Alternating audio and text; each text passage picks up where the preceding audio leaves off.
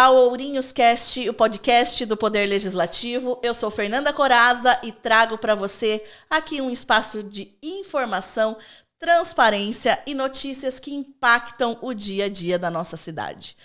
E hoje, com muita honra, muita felicidade, nós estamos aqui com o médico pediatra, vereador por 7 mandatos, uma pessoa conhecida por sua ética, dedicação e amor pelo povo de Ourinhos, Dr. Salim Matter. Muito obrigado pela sua presença aqui hoje. Muito obrigado, Fernanda. Quero agradecer a você e a casa, a Câmara, por essa oportunidade e essa homenagem que você se propõe a me oferecer. É muita gratidão a todos aqui presentes na Câmara, todos aqueles que se passaram nesses 30 anos de vereança, que me deram todo o apoio, toda a graça para que eu pudesse desenvolver um trabalho que marcou a minha vida. Marcou a vida do senhor e marcou a vida do povo auriense, muito mais, eu tenho certeza. Nós estamos muito felizes do senhor estar aqui conosco, é uma honra, uma alegria, para a gente bater esse papo, doutor Salim. E vamos começar falando do doutor Salim menino. O senhor nasceu em Guarantã, que é uma cidade aqui do interior do estado, né? O senhor é o mais velho de 8 irmãos. Então eu queria saber como que foi a infância do senhor e como que foi essa responsabilidade de ser o primogênito de 8 irmãos, se isso refletiu na personalidade do senhor, nas escolhas que o senhor fez de vida. Sem dúvida, Fernanda. A minha vida se baseou naquilo que tive de aproveitamento do comportamento dos meus pais. É uma família que seguiu o rito tradicional, com toda a coragem, ética, e eu desejo de sempre vencer. Então, eu, com 11 anos, levado por uma infringência no rito de escola, que era difícil, não difícil de aprendizado, mas difícil de conviver. Porque a minha turma, lá em Pirajuí, ela era muito difícil, era a turma de repetentes. Tinha 45 alunos. Desses 45, só se passaram 3 em primeira época e 5 em segunda época. Nossa! Alguns foram expulsos. Você vê o grau de dificuldade que houve nessa linha de aprendizado na primeira fase da vida. E aí meu pai resolveu me mandar para o internato, né? E tinha um internato em Lins, de alta qualidade. Era o Instituto Americano de Lins, a quem eu agradeço também toda a estadia que tive lá, onde aprendi bastante a conviver com pessoas, com jovens, e respeito ao comportamento, que era uma das obrigações que lá existia.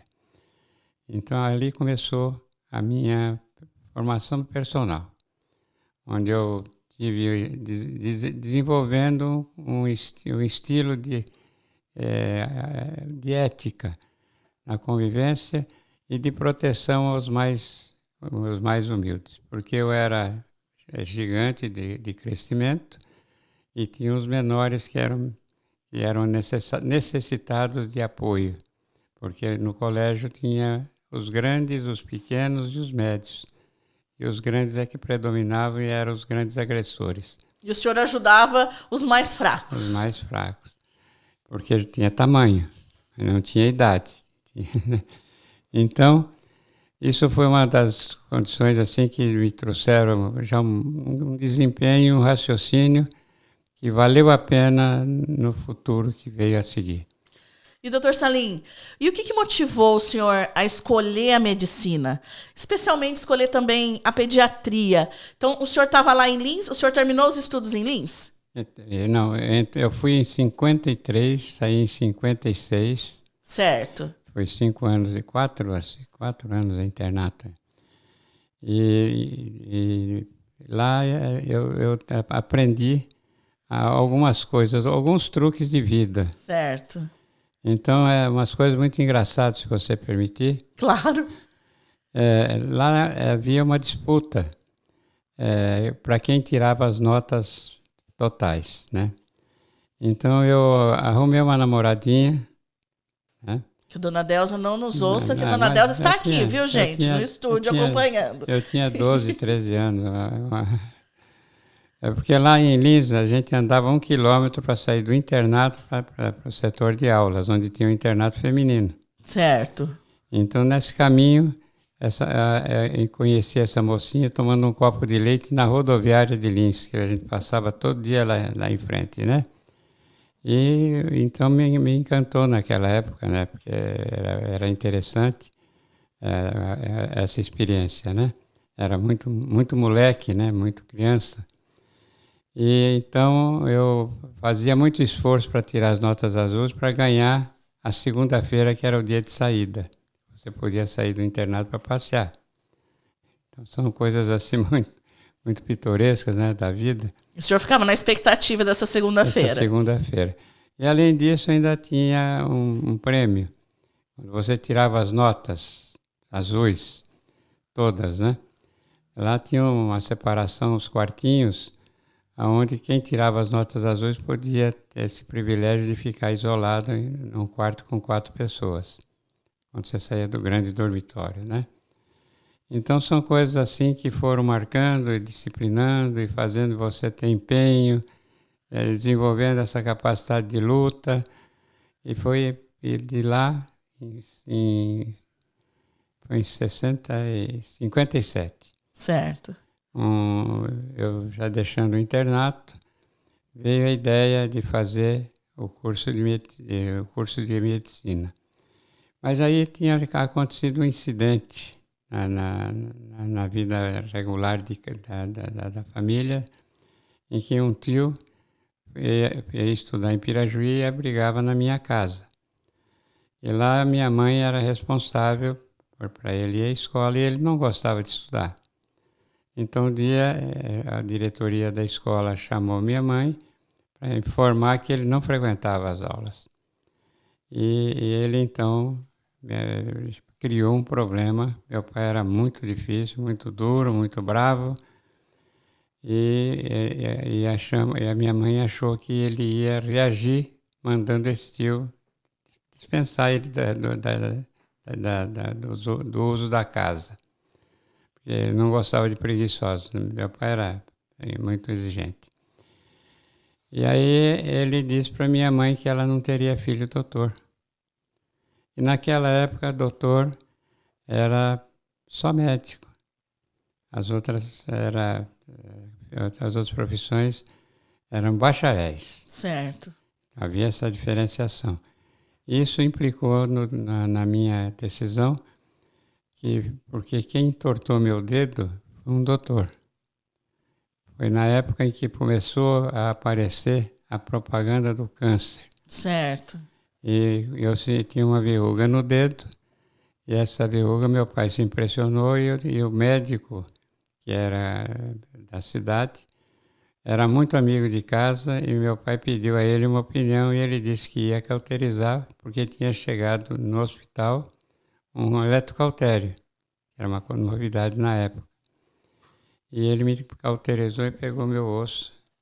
E deixou o dedo do senhor torto? Estou sentindo essa dor até hoje. Meu Deus! De tanta dor. Mas é problemas de época, né? Problemas de época. Então foi aí que eu tomei a decisão de prestigiar minha mãe. E o senhor, muito bom aluno, passou na Federal do Paraná, né? No primeiro...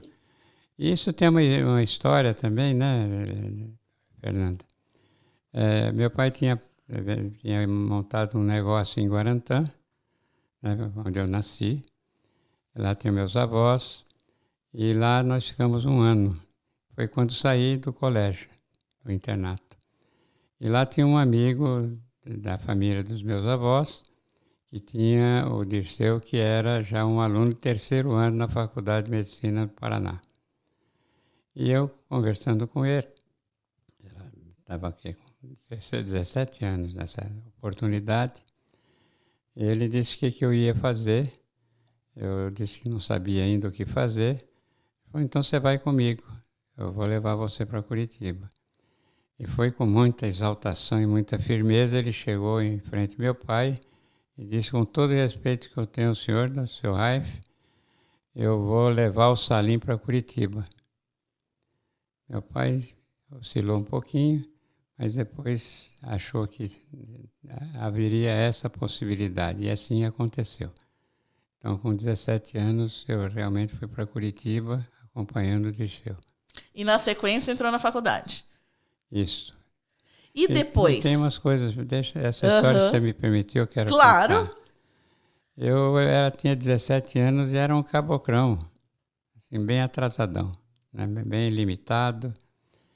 E ele, quando me pegou, levou para São Paulo, para a gente tomar o avião, o ônibus para Curitiba. A rodoviária em São Paulo era a Avenida Ipiranga. E era tanto ônibus, tanta gente, que eu me senti perdido. Cheguei para ele, falei, me pega na minha mão, porque eu estou com medo aqui de não te encontrar. O senhor ficou assustado com o grande movimento. Então, isso já foi o primeiro sinal Impacto. Que eu mostrei a minha humildade. Né? Foi a primeira oportunidade que eu mostrei de pedir esse arrego para que ele me protegesse. Então, são coisas fantásticas da vida, né? Esse companheirismo, logo de começo, quando você tem não tem aquele preparo para fazer aquela atividade. E chegando em Curitiba, eu não sabia mexer com banco, e ele já estava no 3º ano e foi fazer um plantão no hospital. E me abandonou lá. Nós tínhamos ficado em 3 num quarto, e eu não tinha dinheiro, né? E não sabia mexer com banco. Então eu fui achar uma moeda no quarto, uma moeda de 50 centavos. Naquela época, 50 centavos era muito dinheiro. E eu queria matar minha fome. Eu não tinha como comer. Então eu fui para 2 cafés que ficavam do lado do outro e fiquei olhando qual que servia o melhor café, mais volume. E um deles eu achei aquele café de máquina, né? E o café de coeiro. Então fiquei olhando aquilo, achei que café de máquina ia ser mais substancial. Então comprei uma xícara de café, tomava um golinho e botava açúcar, um golinho e botava açúcar para aumentar o volume de açúcar para poder matar a fome. Então são coisas que a gente passou também mostrando que a vida tem seus percalços. E aproveitei tudo isso, Fernando, para inserir na minha personalidade. E por que, na sequência, escolheu a pediatria? A pediatria foi um fato, assim, interessante.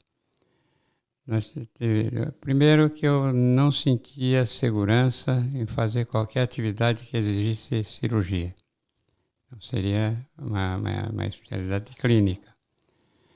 E no hospital de clínicas de Curitiba, quando chegou a época do estágio, tinha um cidadão que se incorporou ao corpo docente, e ele era contratado. E a pediatria tinha um catedrático que não era muito capaz. E ela ainda não estava bem formada na universidade, não tinha aquela organização de desempenho.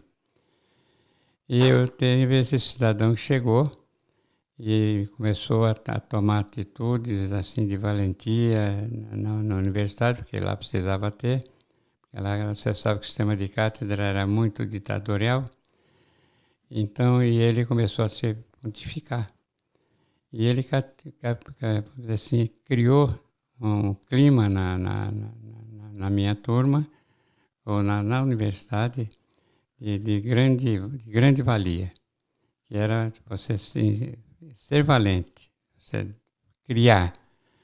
E na pediatria ele realmente conseguiu fazer esse quadro. Então, na minha turma, saíram 40 pediatras de 120. Nossa!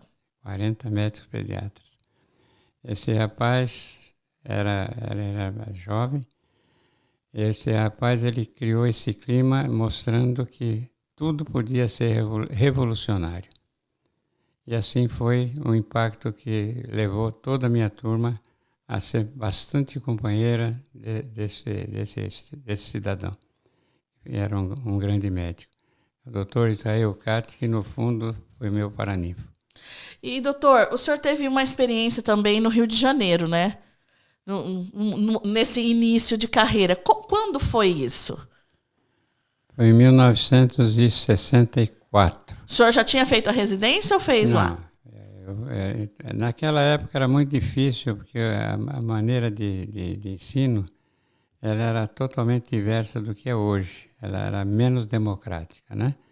Era o sistema de cátedra. Então, o catedrático é que mandava nas matérias, então nós não conseguíamos. Também um pouquinho de preguiça, né? De juventude e falta de você ter aquele interesse. Que isso acontece muito no final de um curso de 6 anos. E então a residência passou a ser um fato necessário. E então, quando nós nos formamos, um grupo já anterior à minha turma já tinha imigrado para o Rio de Janeiro, no Hospital dos Servidores do Estado, no Hospital do IPASE, que era do governo federal, onde você atendia o presidente, os ministros, deputados, senadores, e tudo aquele que diz respeito ao governo federal.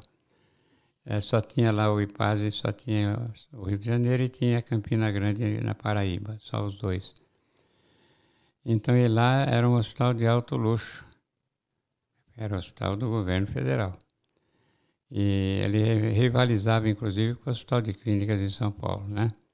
Era um hospital onde o serviço de alimentação era servido por garçons com luva, só para você ter ideia do que era o hospital naquela oportunidade. Inclusive, tem uma história de que um cidadão aqui de Ourinhos operou seu filho lá, uma cardiopatia. A primeira cirurgia de coração foi feita lá. Do Brasil? Do Brasil. Nossa. Mas não era transplante, era Sim. cirurgia do coração.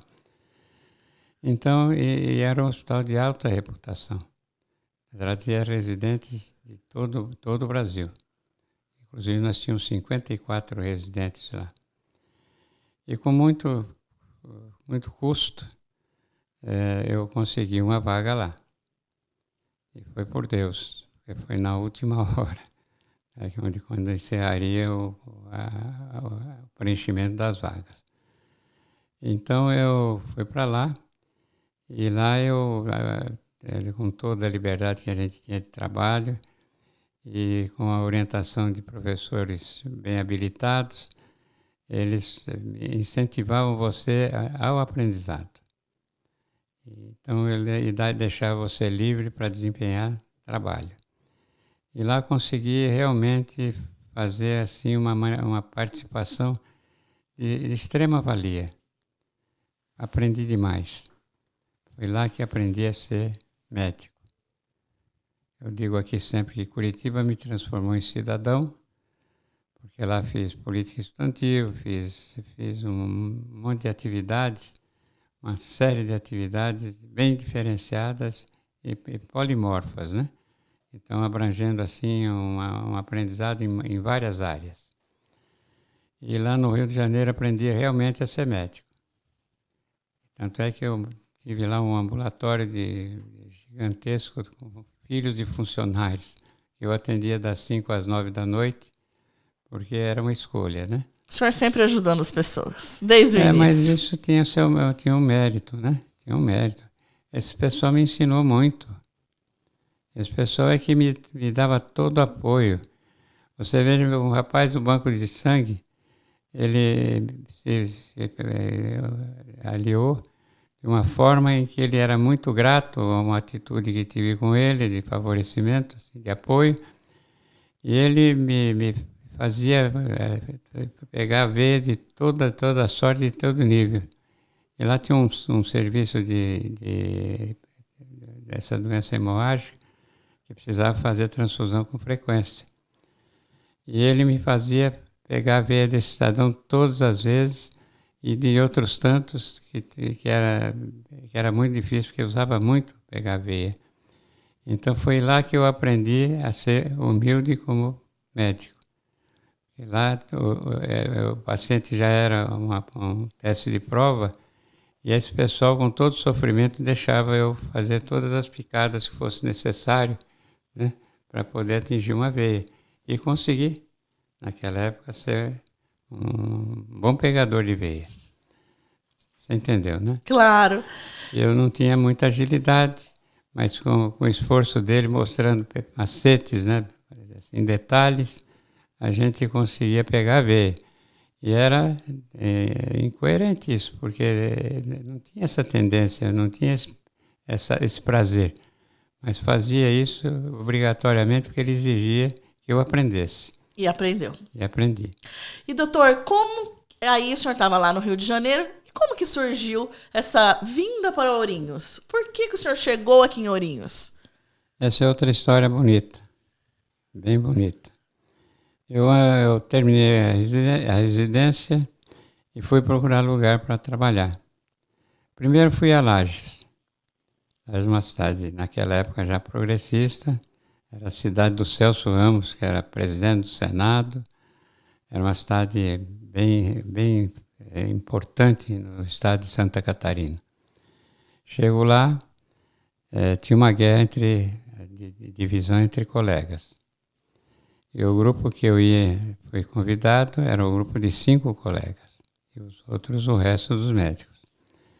Então, e lá tinha um médico que tinha formado na turma do Dr. Flávio Barbi, 2 anos antes de mim. E era meu amigo, eu fazia política estudantil e conhecia a escola toda, né? Era em torno de 900 alunos na escola, era 120 alunos por turma. Eu fazia política, a cada eleição passava de classe em classe, eu conhecia todo mundo. E era a cabala de voto, você sabe disso, né? Traduzindo o termo, a linha, né? E esse cara, esse cidadão, esse médico, era amigo. Chego lá e ele chegou para mim, de primeira mão, e disse, vai embora daqui. Aqui vai sair tiro. Nossa. Clima tenso de disputa. Naquela época era fela. Era difícil. Era época de gente valente. De gente que resolvia. E eu tinha um amigo que me levou para lá, que era meu colega de turma, tinha o sogro lá. E ele queria por toda a lei que eu ficasse lá. Então foi uma luta para tomar essa decisão. Eu disse, eu não vim aqui para brigar, eu não vim aqui para disputar lugar, se não tem lugar para mim, eu vou embora. E assim aconteceu. Até o nome era Fernando Schwank, ele está em Paranavaí, ainda está vivo, é ortopedista, esse colega. E aí de lá eu fui para, como é que chama ali, perto de o senhor estava em Lages e depois... São Bernardo, ali pertinho de São Bernardo. Santo André. Santo André. Santo André, São Bernardo ainda não tinha liberado os impostos. As fábricas de automóvel tinham um benefício de 15 anos. E, então tinha um único hospital que era muito complicado, que hoje é um belíssimo hospital em Santo André, e um pronto-socorro infantil. Eu subi as escadas do pronto-socorro, entrei na sala, estavam os 2 médicos sentados, olhando para o céu. Eu falei com eles, eu estou com ideia de vir para cá, o que vocês acham? Eu quero ver se posso ter o apoio de vocês. Eles olharam para mim e falaram, olha aqui nosso estágio, nós não temos cliente, é muito pouco, então é melhor você ir embora. Eu vou embora. Segunda vez indo embora. Segunda vez. Então vou embora, não vou discutir, não vou brigar. E uma noite de Natal, no dia 24 de 1965, né? Foi final de dezembro. Eu estava lá, na véspera de Natal, em frente a um bar lá em Pirajuí, onde concentrava a gente, e paradão lá encontrei o Flávio Barbi, o Dr. Flávio Barbi, que hoje está aqui. Chegou por 2 anos antes que eu aqui. E ele olhou para mim, como se fosse irmão, uma família de grandes amigos. E olhou para mim e disse: "O que você está fazendo agora?" Falei: "Estou atrás de vaga para trabalhar. Eu não quero brigar com ninguém, quero entrar numa boa." Naquela época era você pedia licença para entrar, né? Porque tinha os mandões, os mais antigos. Ele olhou para mim e falou: "Mas por que você não passa em Ourinhos? Vai lá, o Dr. Takashi Masuda está lá." E ele era meu colega de turma. Eu não sabia. Então eu resolvi vir aqui. Conheceu no Ourinhos. dia 26, 27 de 65 de dezembro. Na sequência, então, no outro dia. No outro dia. Cheguei aqui, encontrei o Takashi na praça, próximo do Bradesco, ali na Bradesco Velho, né? E o Hospital Monzilo é onde é o positivo ali. Ele estava fazendo reforma do Grande. Ele falou: "Então, eu vim aqui trabalhar." Eu falei com ele, né? Ele falou: "Então vem cá. Eu me levou no hospital, que foi só atravessar a praça. Sentei em frente ao Monzilo e o Takashi disse a ele: "Monzilo, ele veio aqui e quer trabalhar." O Monzilo falou: "O que você faz?" O Monzilo era meio durão, assim, meio reservado. Falei: "Eu faço pediatria." Ele apertou uma campainha que tinha embaixo da coisa da mesa. E aí veio a enfermeira, a dona Tereza Leite, né, que é a enfermeira dele há muitos anos já. E disse a ela: "Arruma a sala lá ao lado do raio-x." Ele já vai começar. Nossa! Você vê. Primeiro que o Takashi era como se fosse era um grande irmão. Nós somos muito ligados até a sua morte. Desde a escola, desde o primeiro ano de escola. Então eu achei tão legal, né? Tão importante isso, ter um amigo desse porte, outro amigo, que era o Flávio, e começar na cidade onde eu já tinha passado aqui e tinha dormido várias vezes na pensão do Zico. Mas o senhor já conhecia Ourinhos, então? Eu vinha de ônibus pela Princesa, aqui na pensão do Zico, pegava o ônibus da Garcia para Bauru, de Bauru a Pirajuí. Entendi. Era uma metade do caminho, vamos dizer assim. Do caminho. Então, e levava 12 horas de Curitiba aqui, né? Nossa. Você saía às 6 da manhã, chegava aqui às 6 da tarde. Então não dava para fazer corrido. Então, essas coisas que acontecem por Deus, né? Uma situação assim que você não imagina essas coincidências darem certo. Ainda bem que Lages e Santo André não deu certo, porque quem ganhou foi Ourinhos, na verdade, né? Foi porque eu fui o primeiro. Eu cheguei aqui, tem uma história interessante que eu levei muito a sério. Eu sempre tive esse cunho protecionista, de longa amizade. Então, com isso você sabe que gera um respeito muito adicional à sua convivência, de longa amizade. Sempre foi assim. E encontrei aqui, quer dizer, um ambiente em que eu fiz grandes amigos. Só para você ter uma ideia, quando eu cheguei na primeira semana, já estava atendendo lá no Hospital Monzilo, entra o gerente do Banco Bradesco, e com papel na mão, e olhou para mim e disse: "Eu quero que você," eu não conhecia, né? "Que você assine aqui." Falei: "Não, eu não vou assinar, não." Eu era completamente sem conhecimento dessa matéria, de negócios, papéis, etc. Falei: não vou assinar, não. Assina aqui. Pode assinar aqui. E eu assinei. Acabei assinando por insistência. Era o gerente do banco que se transformou em dirigente direto da administração Bradesco. Seguiu carreira. Um grande amigo até a morte, agora recente. Um grande amigo. Ele olhou para mim e falou, isso aqui era 3.000. 3.000, foi. Isso aqui é você ir para o Rio de Janeiro e gastar. Tudo que você deixou de fazer, porque no Rio a gente ganhava 19 cruzeiros. Né? Então, tudo que você deixou de gastar e deixou de fazer, você vai fazer. Porque você não vai ter mais tempo para isso. Como diz, tem muito trabalho aqui, falta gente, então a sua ocupação... O senhor não vai ter tempo de se divertir, não, aqui. Então, foi isso que aconteceu. Mas eu vim aqui com o ímpeto de fazer medicina e social. Isso em razão de um adágio que foi criado naquela época, que teve um homem que eu simpatizava muito pela lealdade de governar, pela forma que ele tinha de governo. E como a gente fazia política, a gente conhecia essa matéria. E ele era de uma honestidade assim, fantástica, que era o Jarbas Passarinho. Certo. Era um general do Exército.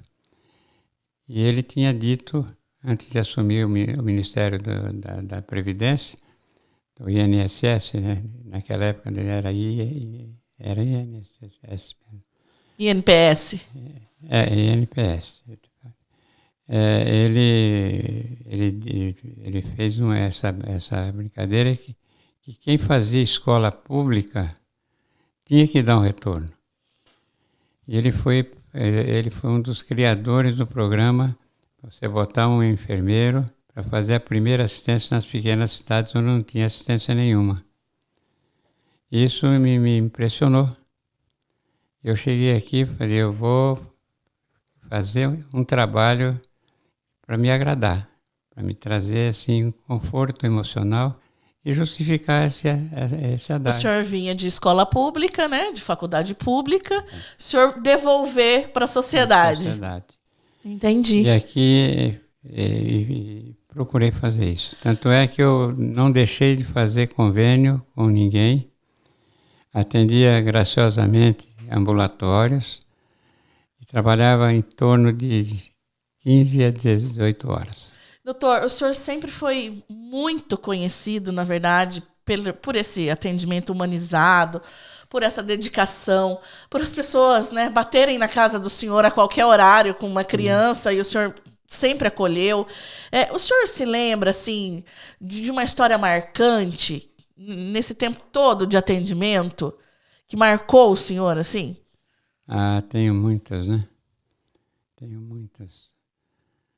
Uma delas, eu fui muito a São Paulo levar clientes, porque naquela época, deixa só estruturar bem a conversa.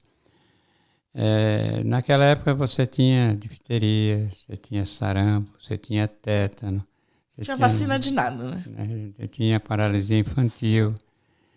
Então, essas doenças eram de altíssima relevância, porque elas vinham em massa. Eram epidemias uma atrás da outra.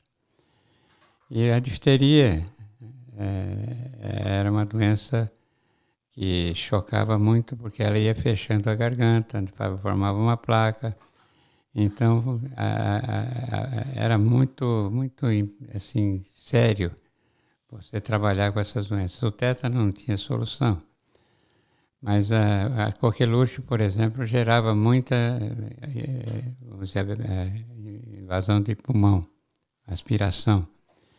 Então, muitas vezes eu peguei avião aqui, que era um aviãozinho de Marília, para levar para São Paulo crianças com aspiração, porque não tinha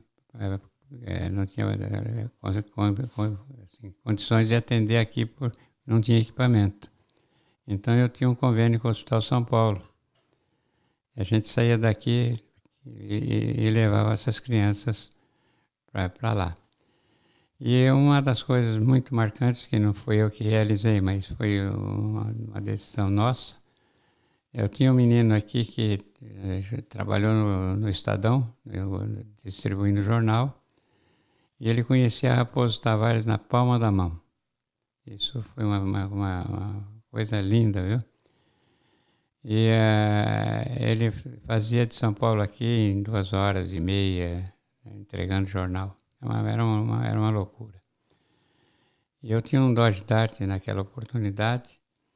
Eu chamei o Paulo. Paulo, estou com uma criança aí com um problema grave de paralisia ascendente, não dá tempo.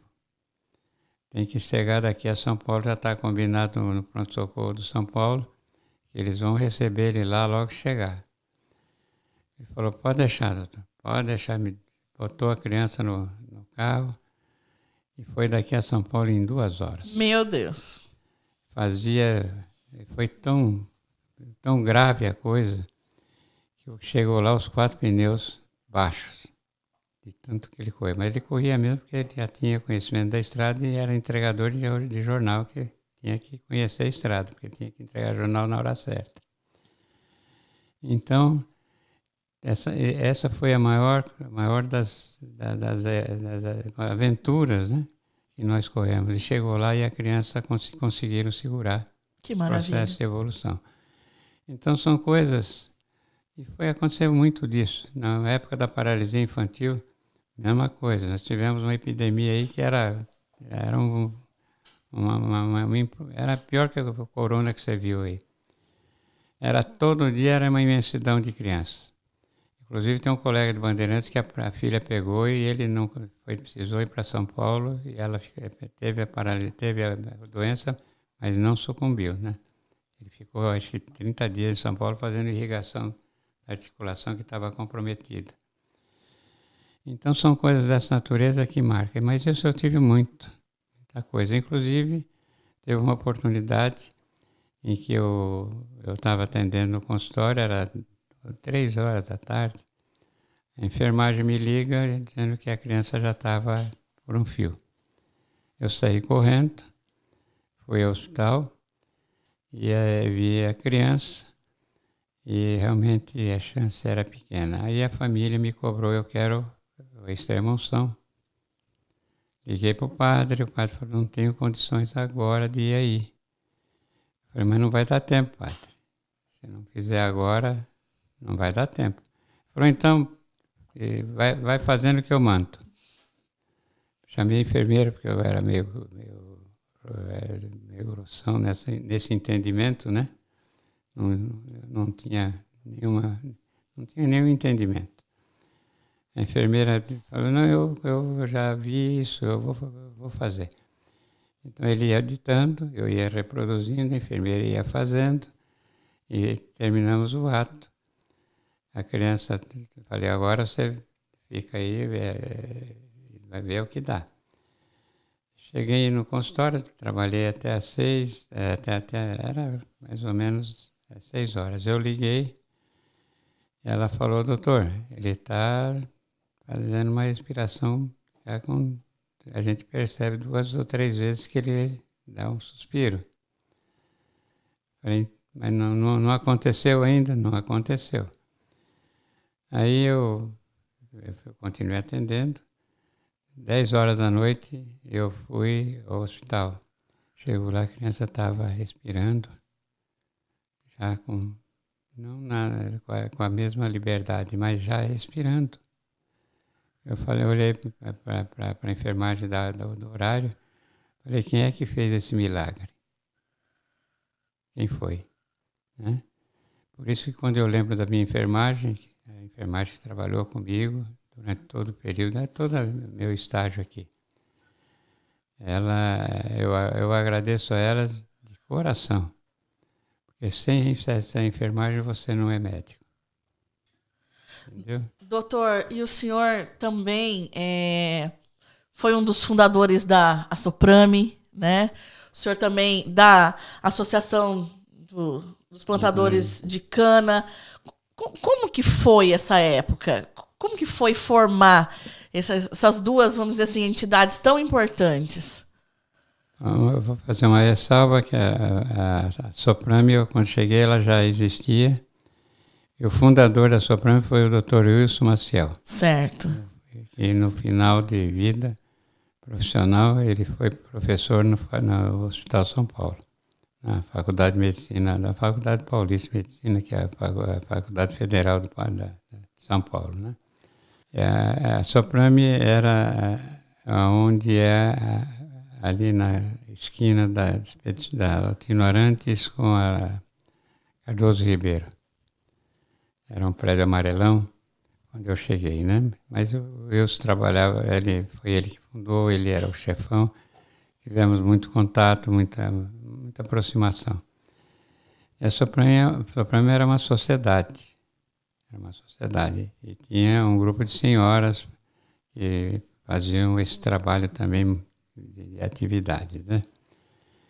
E houve a maçonaria que, no final, passou a cuidar. E eu era maçom nessa oportunidade, então me escalaram para poder administrar a Soprano. Fiquei 10 anos na Soprano. A Soprano prestava uma assistência à criança e à mulher, né? Então, a mulher grávida, né? E tinha uma funcionária, que é a Dona Teca, que era de extrema capacidade. E lá ela tinha fundado já o Clube de Mães. Então ela tinha mais uma atividade. E como a atividade inicial do primeiro fundador, eu não fazia todo esse grupo de atividades. Mas a gente fazia muita promoção para você custear a Soprano. Que ela não tinha vínculo de governo nenhum. Né? Campanhas beneficentes, assim. Isso. Então, isso é que foi o forte. E lá tinha uma creche que era da prefeitura também, né? A praça era metade prefeitura, metade da Soprano. E agora a Santa Casa assumiu a metade da Soprano. Então, eu fiquei lá 10 anos. Né?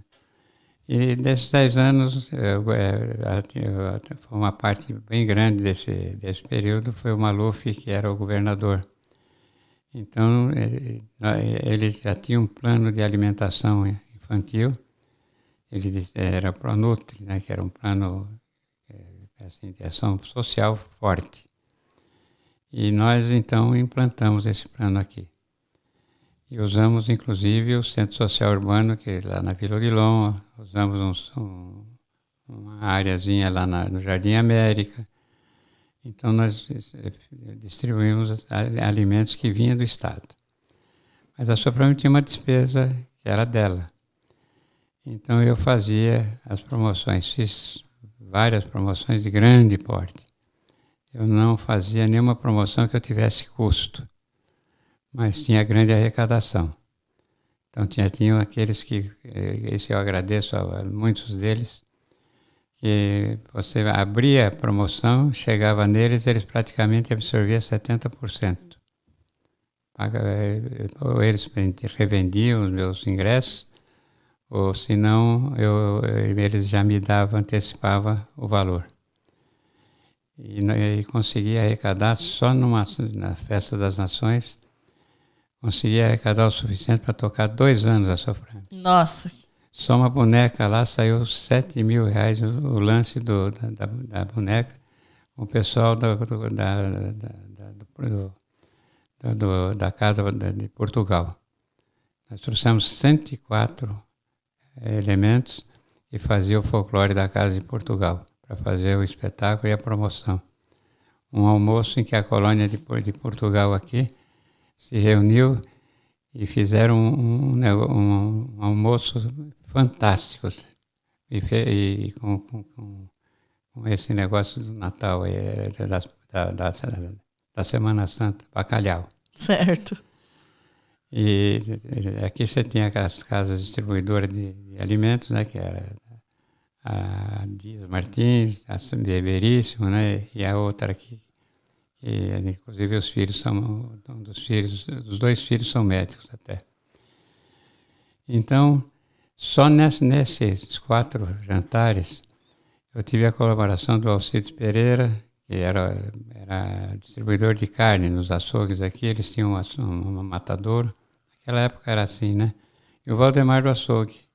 E se tornaram grandes amigos. Aqui eu tenho por eles um grande respeito pelo nome deles, inclusive o próprio filho que ainda foi vereador junto comigo várias vezes. Então, e com isso eu arrecadei um volume de dinheiro impressionante. E fiz 3 concursos de Miss muito legais. 3 concursos que rendeu uma fortuna. Só com isso eu mantive a Soprame durante mais ou menos 4 anos. Nossa, foi uma época de grande trabalho, mas também de grandes ações positivas, né?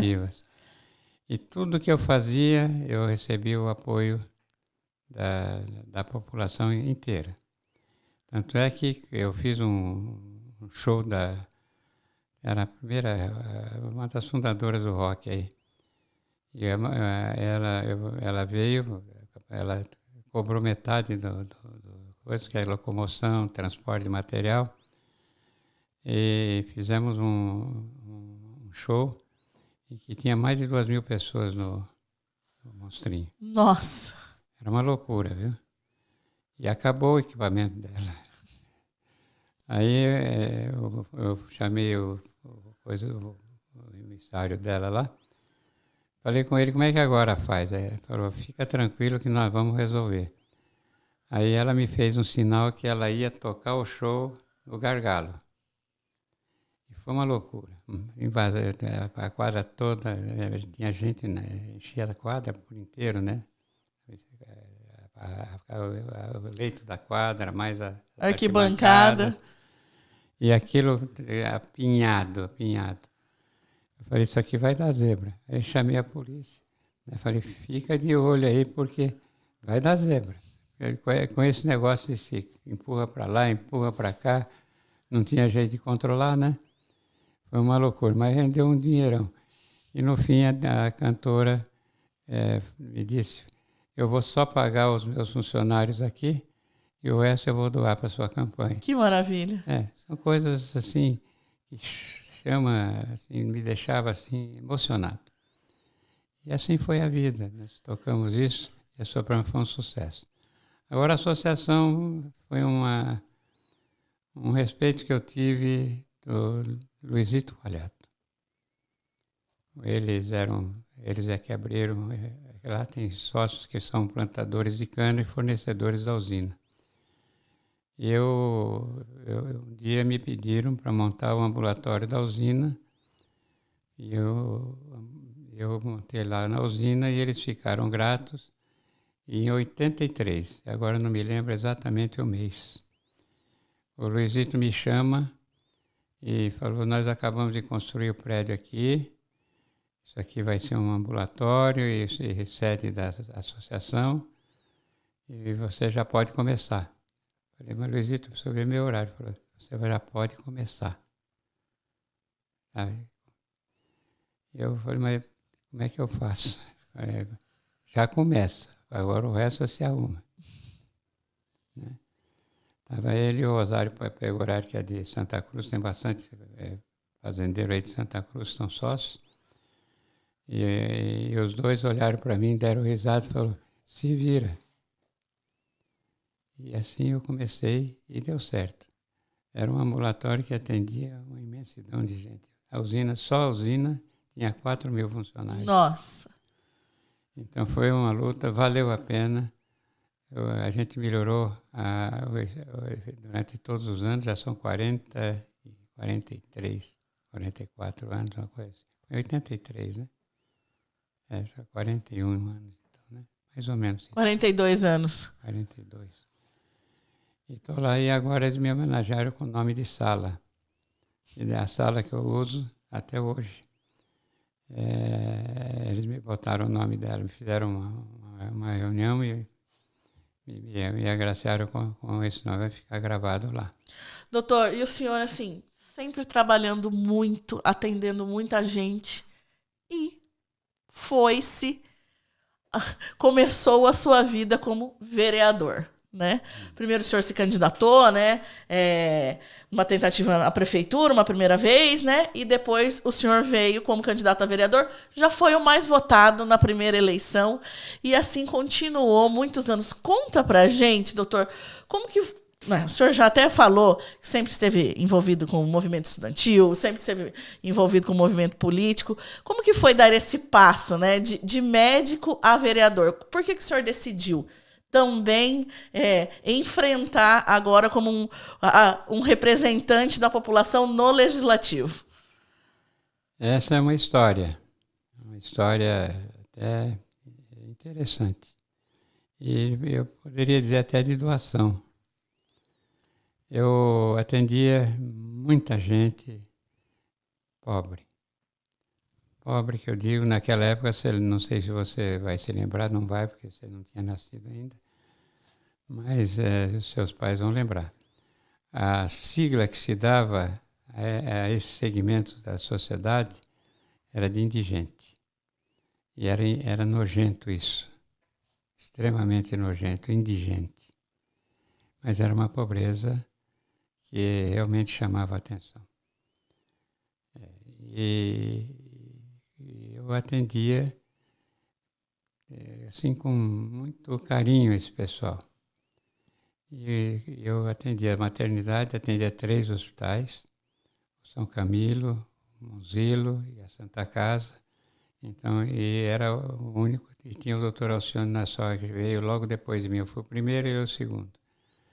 E ele não tinha, sem fazer crítica, ele não tinha esse espírito de doação porque ele era muito tímido. Então, ele não assumia essa situação. E eu, então, entrei para valer. Sobrou tudo para mim nessa oportunidade, sem juízo falso, viu? Falando a verdade. E então eu ficava 24 horas a serviço. Imagino. Então era em casa, era no hospital, era na madrugada. Tinha até uma situação assim interessante. O Dr. Omar era parecidíssimo comigo, o Dr. Omar Barreiros. E o Rode Correia, que todo mundo conheceu muito, porque o Rode era muito participativo. Nós éramos frequentadores da Santa Casa nas madrugadas. Então, nós nos encontrávamos muito nas madrugadas. E lá no hospital, o pessoal me encontrava e me chamava de Osmar. Era a semelhança do Omar. E o Omar chamava de Salim. Então, tem umas coisas muito engraçadas, né? Você já sabe como é que a pessoa humilde, né? Ele procura ser muito agradável, então usava muito essa coisa, não queria errar e errava. Então, as doenças eram muito fluentes, muito, assim, muito agrupadas e fluentes. Então, você tinha uma epidemia, era fatal, morria muita gente. Você tinha uma diarreia, a epidemia diarreica, morria muita gente. Tanto é que isso era tão verdade que na Vila Odilon, Vila São José, Vila Musa, Vila Odilon, morria muita gente. Era muito separado de Ourinhos. Tanto é que o Rubens Bortolossi, quando foi prefeito, eu disse a ele que estava difícil. E aqui quem nomeava o médico no posto de saúde era o governo estadual. Estado. Ele olhou para mim e falou, o que você quer? Eu falei, precisa fazer um posto onde possa concentrar esse trabalho e fazer uma antecipação de atendimento, né? Ele falou, então vai na Secretaria de Obras e avisa que eu mandei você levar um projeto para fazer o posto. Assim nasceu o posto da Vila Odilon. Nossa. Assim nasceu o posto da Vila Odilon. Eu fiz hoje me recrimino, porque eu fiz um projeto muito acanhado e ele disse para mim para fazer do jeito que eu queria. Então eu me recrimino, porque eu podia ter feito um posto bem maior, com mais recursos, mas eu também era meio economista, passava apertado, achei que naquela época não tinha dinheiro como tem hoje, a arrecadação, essas coisas, né? Então assim saiu o posto da Vila Odilon. E depois veio aquele centro social urbano, e no fim ele nasceu para ser social e depois se tornou peça de baile. A área de baile, né? De baile. Sim. Aí acabaram derrubando o posto. Ali era para ser, já estava projetado, e era para ser um centro de esportes. Até que já tinha o campo de futebol, você vai ver lá um esqueleto de uma quadra de basquete, tinha o centro social urbano, e saiu o posto ali para completar o ciclo, né? Então essa foi uma linha de história muito legal. Mas você estava me perguntando um negócio, como é que foi que eu saí candidato. Foi um negócio assim, muito legal, porque eu fui escolhido porque eu atendia os pobres. Eu atendia a grande massa, que era 60% da população, era gente muito humilde, gente que era muito dependente de apoios, e eu então tinha estava criando, né, nascendo essa imagem da medicina social, né, ser agrupada e poder ser atendida de uma forma racional. Morria muita gente. Então, nós fizemos esse trabalho de montagem, e um dia me chega um cidadão que eu prezo muito mesmo, é um grande amigo. Eu vou evitar o nome para não comprometer, né? Ele chegou para mim e falou, você vai comigo numa reunião. Eu falei, não vou. Tem que atender. Não vou. Você vai? Eu falei, não vou. Não vou, e aí chegou a hora, ele passou a me pegar e eu não consegui relutar. Chegou nessa reunião, tinha 45 pessoas e não tinha candidato. Não tinha nenhum candidato. Todos apontaram 3, 4 nomes, o grupo recusou. Aí eu vi um gesto de um companheiro lá, fazer um gesto apontando para mim. Falei, estou frito, vai acontecer para mim. Aí o comandante da reunião olhou para a Assembleia e disse, tem um nome. E todo mundo, quem seria, né? Aí começaram a fazer aquela graça, né? Quem será, quem será? Aí ele citou o nome. Nisso, o pessoal já fez aquela expressão, né, de surpresa. E eu disse, eu não aceito. Eu ainda não estou preparado para isso. De jeito nenhum. Não estou preparado. Então, me chamaram na sala do prefeito, que foi na prefeitura essa reunião, e me botaram lá em 2. Fiquei 1 hora, eles batendo na minha cabeça. Até que eu disse a eles, vamos fazer assim, eu fico com uma alternativa, vamos procurar nome. Vai sair um nome. E eles, então, tudo bem, então vamos. Aí saímos, a hora que saímos, todo mundo bateu palma. Aí ninguém segura mais, né? Depois disso, já é candidato. É candidato. E foi assim. Eu não tinha dinheiro, não tinha capacidade financeira para suportar. Para mim é uma coisa horrível eu depender de terceiros. E, de fato, acabei atrapalhando minha vida, porque sobrou dívida dessa campanha, entendeu? E me atrapalhou bastante, do ponto de vista financeiro.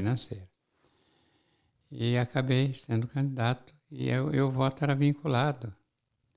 Quem votava no Montoro, votava no prefeito. E o prefeito era um grande amigo. Eu não tinha condições emocionais de ser candidato contra ele. Por quê? Porque quando eu cheguei aqui, foi um daqueles que me deu a extrema proteção.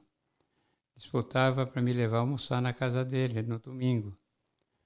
Com o pessoal da família Bujan, era a mesma coisa. Eles chegavam 10 Acolheram horas, o senhor como família, como né? família. E eu devo isso a eles, ressalto isso com muito carinho, porque me deram um apoio extraordinário. A família toda do Zabujá, como a família Cury. Então, e acabei sendo candidato. Ainda tive 5.000 votos, de 15.000. O Espiridão teve 10, eu tive 5. Foi muito bem votado. Foi bem votado. E daí para cá, aí chegou a próxima eleição, que foi em 82, né? Em 82 foi para prefeito. Em 89 foi 88. Sim, 88. 89. Eu fui candidato a vereador e aí tive a maior votação. Mas é aquela história. Naquela época, a revolução é revolução. Era uma revolução. O MDB fez uma revolução. Ele mudou o ciclo político do país. Era o primeiro mandato de abertura, né? De abertura do país, né? Então, vou te contar mais uma historinha que é interessante.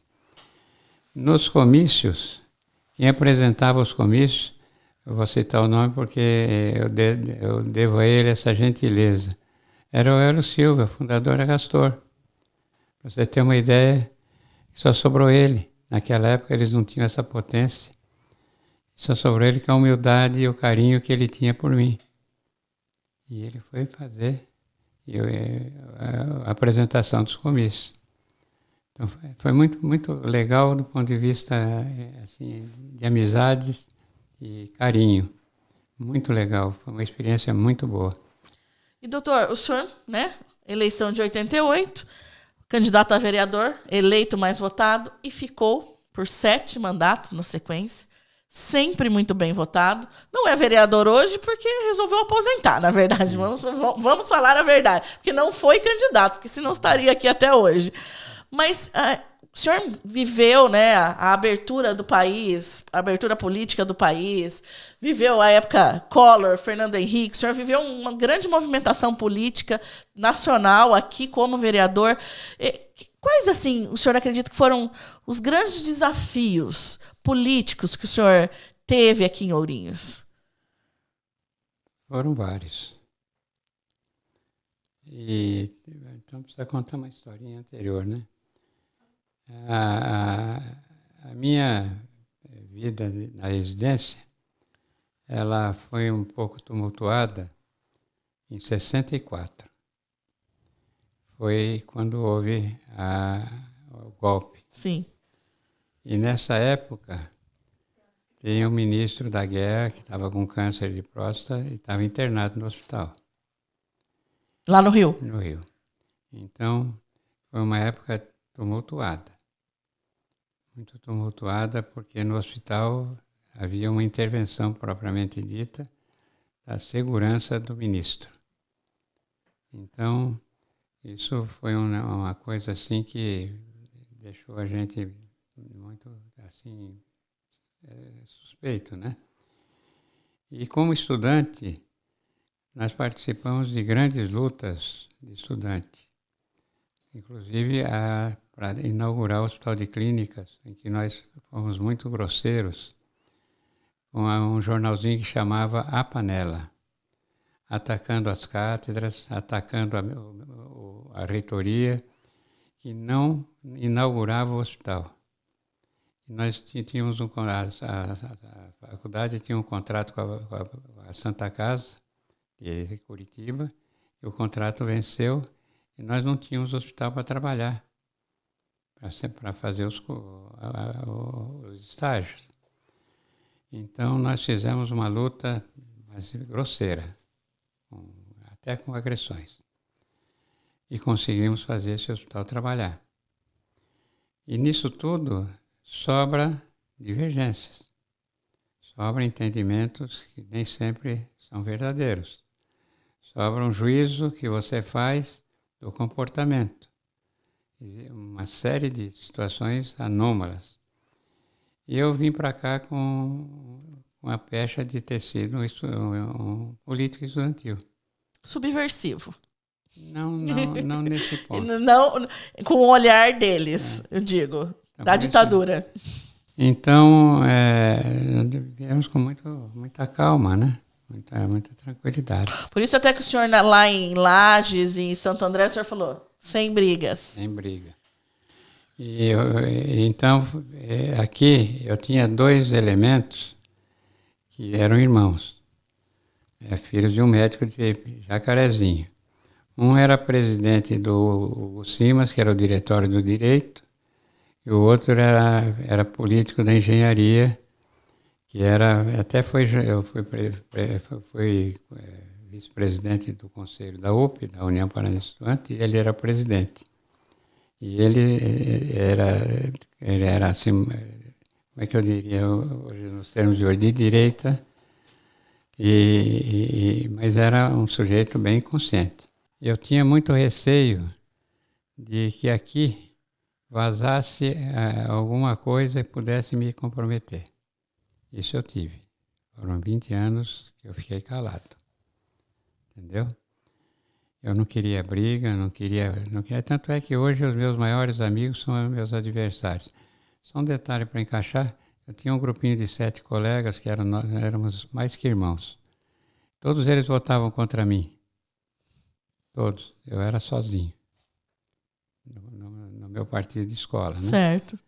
Então, mas eles eram meus amigos, eu convivia com eles. E até hoje nós nos reunimos ainda quando é possível. Então eu tenho muito isso. Eu não sou radical, nunca fui. O senhor sabe separar as coisas. Separar as coisas. Mas eu tinha uma participação muito forte. Então eu achei que valia a pena me calar. Porque eu não tinha interesse nenhum em fazer política. Né? Então, quando eu cheguei, eu me preservava muito nesse sentido. E até que saiu a candidatura a prefeito, e não teve jeito, e nunca mais me aconteceu coisa nenhuma, ninguém me chamou atenção, e fiz a política nesse nível. Todas as vezes eu quero sempre frisar que eu nunca nunca gastei um centavo em política. Gosto de frisar isso. Por quê? Eu tinha um pessoal muito grande com quem eu tinha contato e não precisava gastar dinheiro. A única vez que eu gastei dinheiro foi para proteger um candidato a prefeito. Eu tinha insistido para ele ser candidato. Eu disse a ele que eu ia ajudar e botei um pouquinho de dinheiro na campanha. Você entendeu, né? Foi uma das últimas. Então, são coisas que eu lembro que o que me levou à política foi realmente o problema social da cidade. É ele que me pressionou, porque foi ele que me que categorizou uma linha de natureza pública e social e fez com que eu participasse da vida política do município. E fiz isso com muito gosto, com muita ética. Jamais fiz uma reunião em que eu não tivesse testemunha.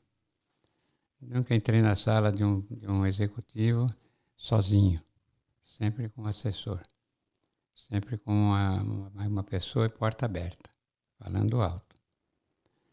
Jamais, em época nenhuma. E nesses 7 mandatos do senhor, o senhor trabalhou muito pelo social também, né? Pela saúde pública, pelas ações sociais, né? Porque aqui sempre faltou aquele equilíbrio da área social, da área administrativa, com relação à saúde. Por quê? Isso o pessoal precisa entender essa colocação.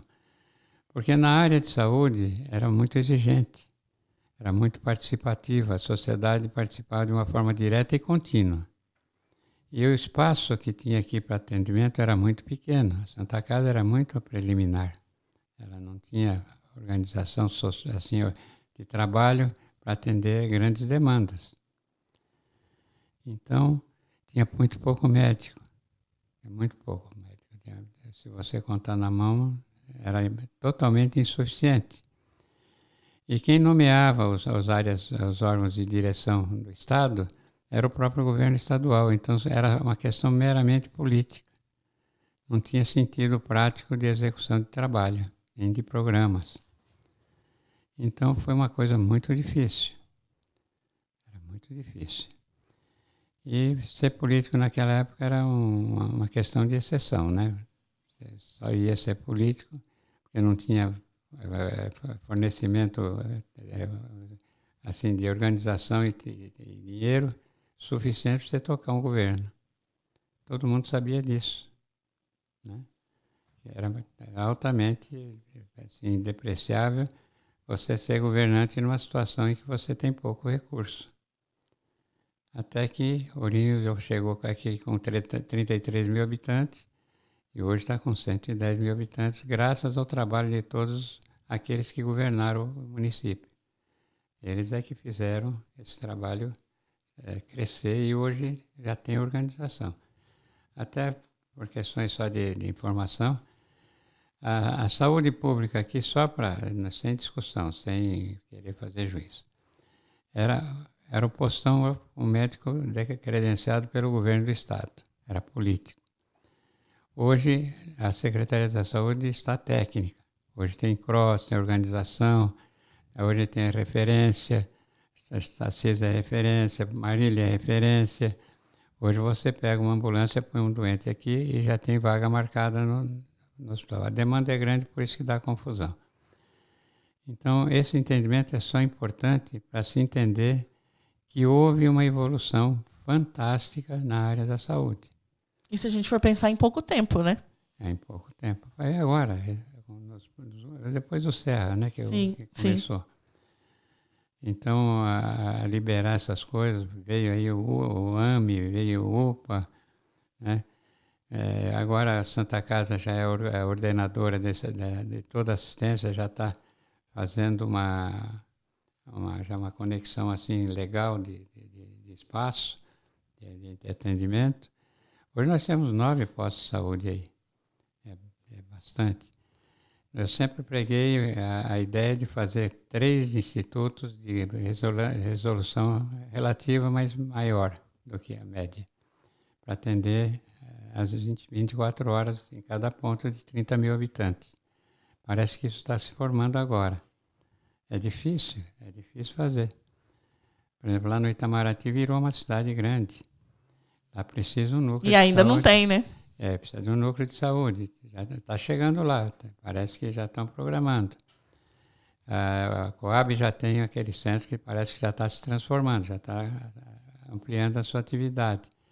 À medida que você vai nomeando essas unidades, você gasta dinheiro, mas você gasta uma vez só. Você só gasta para montar, né? E depois você vai ter o resultado, porque você diminui a demanda, porque há melhor assistência, maior resolução, você resolve os pequenos problemas na unidade local, não precisa migrar, você entendeu? Diminui toda essa pressão que tem numa instituição só, que é o UPA hoje. Mas o UPA cresceu, o UPA já está atendendo com maior qualidade, pelo menos isso que me consta. E a Santa Casa passa a ser a organizadora, porque você tem que fazer a conexão das unidades que elas sejam altamente prestativas. Então agora só falta informatizar a saúde e ficar bem próximo da verdade, de uma realidade.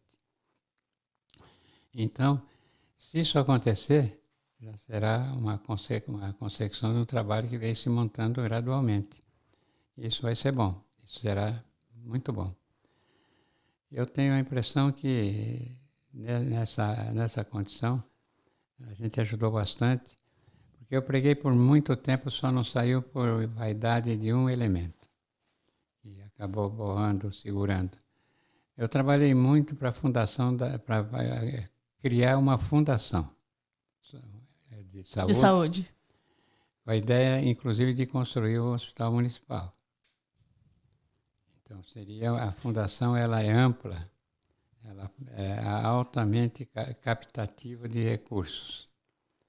E agora, com essa demanda aí de coisa de deputado aí, como é que chama essas emendas? Emendas parlamentares. Hoje seria a unidade que seria altamente assim, salutar. Poderia receber muitas emendas.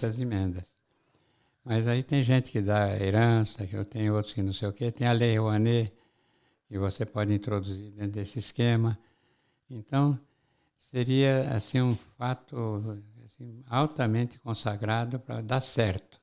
E quem dirige a fundação é a sociedade civil, né?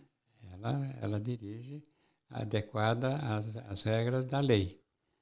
Então, ela obedece a uma linha de natureza política, isenta, né?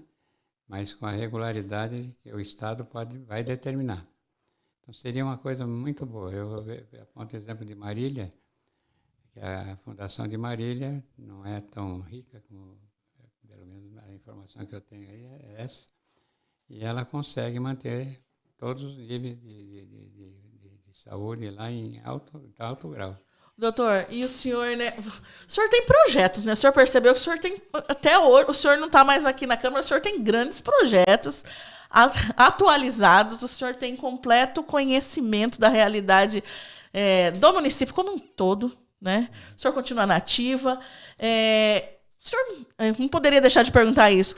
Qual um conselho que o senhor poderia dar assim, para esses jovens que estão começando na política, que estão começando na vida pública, que estão aí dando seus primeiros passos, depois de tanta experiência que o senhor teve?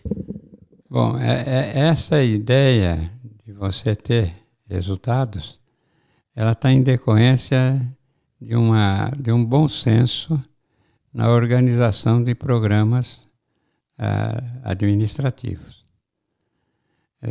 Na área pública, você conta com 2 itens que são essenciais: ética e conhecimento. Se você não tiver ética, não vai levar a lugar nenhum. Não adianta, quem não tem a educação e não tem a primazia de ser inteligente, não vai haver meio de você ter bom senso. Se isso acontecer, eu acho que as coisas vão dar certo. Precisa ter conhecimento. Precisa ter uma ordenação da interação que cada assunto se junta a outro assunto. É como na saúde. Agora, com todos os dramas de organização técnica e de Estado, agora ela vai começar a dar melhor resultado. São Paulo hoje já tem um melhor resultado. Hoje São Paulo está altamente integrado nessa sequência de ética e de organização, de bom senso. Então hoje o que aconteceu lá? Os hospitais são dirigidos por instituições que sabem dirigir e conhecem fazer a interação de programas de internos de execução na aplicação pública. Então, isso leva a bom resultado. Ele não pode não ser excelente, porque isso tem ligação também com o programa financeiro. Você tem uma boa relação de captação de recursos. Mas o Estado, ele oferece as condições de financiamento que você pode usar. E o financiamento feito de uma forma absolutamente técnica, ele é útil. Não é porque leva muita gente à falência na área social, é que você pode negar que o financiamento não seja bom. O financiamento é útil. Só não pode ser feito inadvertidamente e sem uma substância, sem ter o resultado final. E, doutor, para a gente fechar a nossa conversa aqui, eu não poderia deixar de perguntar para o senhor da família. O senhor casado com a dona Delza há tantos anos, o senhor casou logo 2 anos depois, pelo que eu pesquisei. Logo depois que o senhor chegou, o senhor já conheceu a dona Delza, formou uma família muito bonita de 4 filhos. A família foi muito importante para dar esse apoio para o senhor, para conseguir fazer tantas coisas? Bom, a família, como é que eu diria? Sem ela, eu não sei o que seria de mim. Eu fiquei muito tempo fora da minha família, né? Desde os 11 anos saí de casa, só voltava nas férias. Tenho muita saudade da minha mãe, porque via minha mãe só quando tinha férias. Então, eu tinha um desejo, assim, extraordinário, fora do normal até, de fazer uma família. Isso eu pensei com 25 anos, mas era pobre, não tinha recurso. Meu pai começou a ter algumas dificuldades. Uma irmã minha entrou na faculdade de medicina em Petrópolis, precisava de apoio, que no final nós aqui de Ourinhos também ajudamos muito. E eu aqui eu já estava meio desesperado, porque eu não tinha uma família. Mas era muito bem tratado pela família dos outros. Muito bem tratado. Muito respeito da família dos outros. E eu queria ter isso para mim, também na minha seara. Então eu desejei, até brincavam comigo, que eu estava procurando alguma coisa semelhante à minha mãe. Entendeu? Eu falei, mas vocês estão brincando comigo, não é semelhante. Eu quero um comportamento que muito próximo da minha mãe. Muito próximo. Eu quero uma mulher que seja, tenha esse espírito de compartilhar, como diz a igreja, no resultado final, seja ele positivo ou negativo. Mas que ela tenha essa consciência, tenha esse preparo de saber o que é um casamento. E fui atrás disso. As oportunidades para casar foram muitas. Nossa! Tá vendo, dona Delza? Mas eu estava... Sucesso o senhor fez aqui em Ourinhos, então, hein? Mas eu fui procurar. Eu fui procurar. Por quê? Eu queria uma pessoa que tivesse uma semelhança com o que foi minha mãe. E achou? Acho que foi um pouquinho melhor até. Ah lá, muito bem. Foi um pouquinho melhor, porque por causa do estar. Minha mãe não teve a preparação cultural que teve a Delza, né? Então a história de conhecer a Delza, eu rotulo assim, de uma forma bem legal. Bem legal. É um acontecimento. Eu saí para ver um negócio e não sabia guiar ainda. Eu guiava muito mal. E eu precisava sair às 3 horas do consultório super lotado. Muita criança. Muita criança. Chamei o Sigueto morava comigo. Né? Falei, Sigueto, venha me ajudar aqui a guiar, porque eu preciso ir em tal lugar e vai pegar um trânsito aí que é meio difícil. E de fato foi. Então ele veio, ele trabalhava na Sambra. Veio e nós pegamos o carro, chegamos ali na Antônio Carlos Mori, no cruzamento com a Paraná. Ali não tinha ainda calçadão, tinha trânsito muito forte. E ficamos parados ali. E eu olhei pelo retrovisor e vi uma moça muito bonita. E não conhecia, estava aqui há 2 anos e não conhecia. E de óculos escuros, guiando um Volkswagen. Eu falei para o Sigueto, olha aqui pelo retrovisor, vê que aquela moça, vê se você conhece. Nunca vi. Falei, tudo bem, então segue. Segue, vamos ver. E seguiu e foi até que achou. E eu agora não me lembro exatamente o primeiro contato. Mas aí coincidiu que tinha o baile do Haiti, do Havaí. E eu já tinha tido um pequeno contato com ela. Sabia já que ela ia no baile do Havaí, porque ela ficou de luto durante 1 ano, de preto em casa, sem sair. Entendeu? E eu não cheguei a ver por causa disso. Talvez, né, por causa disso, porque a gente conhecia todo mundo. Aí,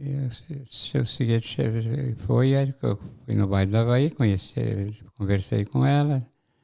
Aí, já com ela estava com um grupo de moças, eu acompanhei depois a pé até a casa dela, com as moças todas, porque todas moravam próximas. E aí eu disse a ela que nós íamos continuar conversando. E um dado momento eu disse que eu já gostaria de falar com o pai dela. E fui. E ela tinha muito respeito pelo pai, porque era filha única, né? E eu falei, não vai, meu pai não vai aceitar. Eu falei, não tem problema, eu vou lá. E fui uma vez, ele não me recolheu. Na segunda vez ele mandou me dizer que não ia atender, mas ela entrou. Falei, eu vou ficar aqui até ele me receber. E eu não podia perder tanto tempo, né? Aí tinha uma escadinha, falei, eu sento aqui, seja lá o que Deus quiser. Uhum. E fiquei. Aí ela entrou, ficou lá acho que uma meia hora lá dentro e voltou. Falou, ele vai te atender. Mas estava já com glostora na cabeça, já estava com uma camisinha já de gravata, entendeu? Já estava, ele se aprontou para me receber. E eu entrei, sentei, ele de cara olhou para mim e disse, eu quero que o senhor saiba que eu não tolero forasteiro. Não tolero forasteiro. Eu falei para ele, eu vim aqui para conversar com o senhor, eu só quero que o senhor entenda que eu quero falar, você pedir a sua autorização para namorar sua filha. Eu quero namorar na sua frente, na sua casa, quero, né, participar da coisa e quero resolver. Ele falou, ela passou, a Deusa passou em frente de nós lá, e ele disse, não sabe nem fazer café. Não sabe nem fazer café. Aí nós continuamos a conversa, eu dizendo para ele que eu tinha muita intenção de ficar, que não ia sair, porque os médicos chegavam, namoravam as moças e iam embora. E aí chegou um dado momento, ele consentiu. Consentiu, tudo bem, passamos a namorar lá na casa dela. E um dia eu fiz um testamento para ela do passado, mas deu um vendaval danado, né? Quase caiu o mundo. Mas eu era molecão, vivi no Rio de Janeiro, vivi em Curitiba, vida livre, né? E falei, eu não quero que ninguém um dia dizendo uma palavra para você, você se interesse. Tudo que eu vou contar é tudo verdade. E contei tudo. Até detalhes que não precisava. O senhor abriu o jogo com ela? Abriu o jogo. E aí passamos a nos encontrar com frequência. E chegou um dado momento de a gente conversando, e eu disse, está demorando, né? Precisamos pensar em resolver. Resolver era casar. Casar. E aí eu cheguei para ele e disse, nós vamos casar daqui a 6 meses, em junho. Ele olhou e falou, mas é muito cedo. Eu falei, não é cedo, né? Porque ela já tem 24 anos, eu tenho 28, não vai ficar mais idoso, né? Aí passou um mês, menos de um mês, a gente conversando, resolvemos casar com 4 meses de diferença. Aí ele ficou meio embasbacado, né? Porque ele ia ficar sozinho. Certo. Entendeu? Então aí ele concordou e nós casamos em 4 meses. E tiveram 4 filhos. 4 filhos.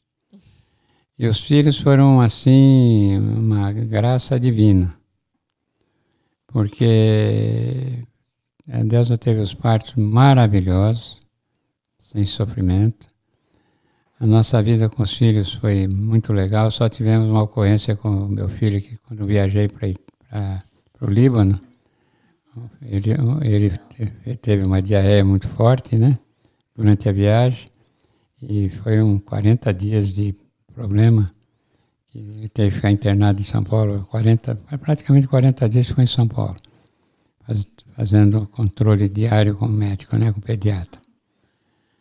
E eles foram um grande apoio para o senhor, então, nessa vida toda. Muito. política, social, na medicina. Medicina, tudo. Então, o Eduardo se tornou advogado, o Fernando se tornou dentista, o Renato se tornou médico, a Silvia psicopedagoga e uma filha mimada também, né? A Silvia está aqui, viu, gente? Está aqui do nosso lado. Doutor, muito obrigada, viu? Do meu coração mesmo, muito obrigada. Muito obrigada por o senhor ter vindo aqui, disponibilizado o tempo do senhor, ter contado tantas histórias. O senhor faz parte da história de Ourinhos. O senhor cresceu junto com Ourinhos, na verdade. Ourinhos inteiro é muito grato ao senhor. As mães, principalmente, eu sei disso, que o quanto carinho que as mães têm com o senhor, o quanto afeto, quanta gratidão que existe nesses anos, desde que o senhor chegou aqui em 1966. Ourinhos ganhou com a sua chegada, ainda bem que não deu certo lá em Lages, ainda bem que não deu certo lá em Santo André. Isso transformou a vida de Ourinhos, na verdade. O senhor, é uma verdade, o senhor transformou a vida de Ourinhos. Muito obrigada, viu, doutor Salim, de verdade, de coração mesmo, para o senhor ter esse momento aqui com a gente. Fernanda, eu tenho uma gratidão enorme pelo povo de Ourinhos. É um desejo que eu tenho de falar isso com muita frequência. Tenho uma gratidão enorme pelo pessoal que trabalhou comigo e me ajudou a crescer e me sustentar, que é o pessoal que, na área da saúde, que são os enfermeiros, enfermeiras, esse pessoal técnico que realmente participou muito da minha vida. Desejo aí a todos, né, a alegria de saber que esse respeito que eu tenho por eles vai pela eternidade.